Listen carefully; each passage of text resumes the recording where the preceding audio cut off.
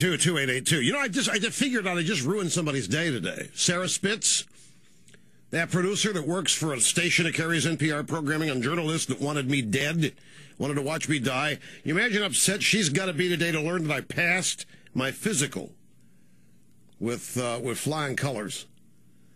That's bad news for the left, who hope that their enemies on the right die. Pastor, have you seen these protests in Arizona? This judge in Arizona, this Democrat judge, is appointed by a Democrat, said to be independent. She's really asking salient, tough questions of the government. The deputy, the assistant Elena Kagan, the deputy solicitor general, and she's making it plain that she doesn't think they have any case whatsoever. Now, she still hasn't issued her ruling, and there are all kinds of protests outside the courthouse, all kinds of protests outside the Arizona hearing, and I think it's nice. I think it's nice to see a bunch of white kids doing the protests that illegal immigrants won't do anymore.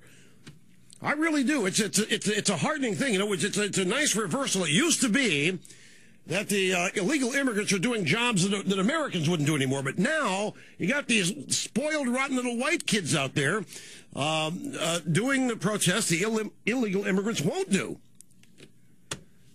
If you just sit around, if you're patient long enough,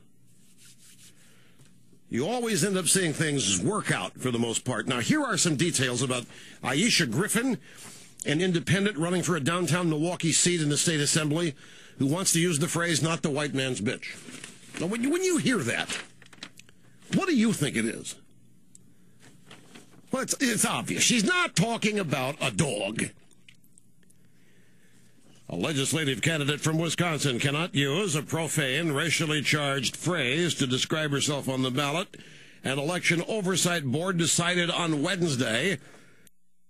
The state's Government Accountability Board voted to bar that wording, agreeing with a staff recommendation that it is pejorative and therefore not allowed.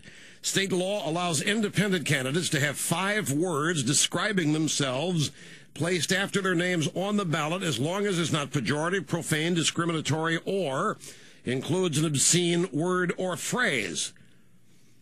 Aisha Griffin said it's freedom of expression. It's not racial. It's not a slur.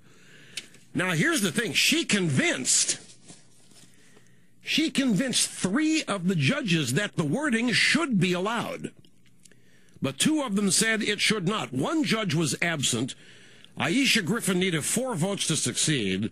She said she intends to seek an injunction in federal court. Board member Thomas Kane, a retired state appeals court judge, said he didn't find the wording to be particularly offensive.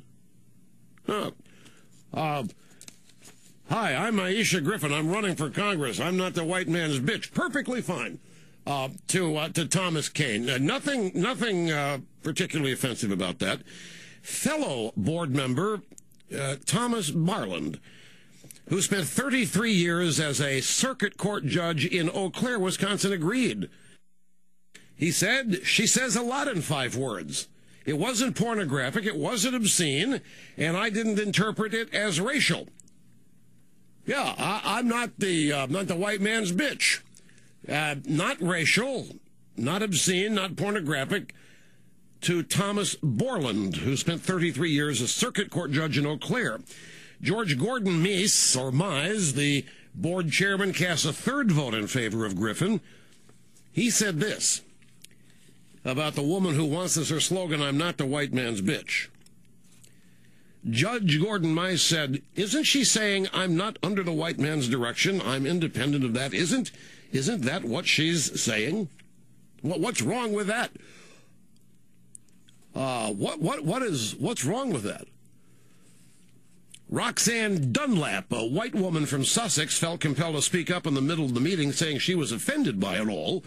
She said if a white candidate wanted to have the statement, I'm not the black man's bitch, put on a ballot, it would be soundly rejected. Griffin said her statement was not directed at any one individual, but the government as a whole. The B word was referring to a female dog that rolls over, she said. I was speechless. This is what our politics has come to.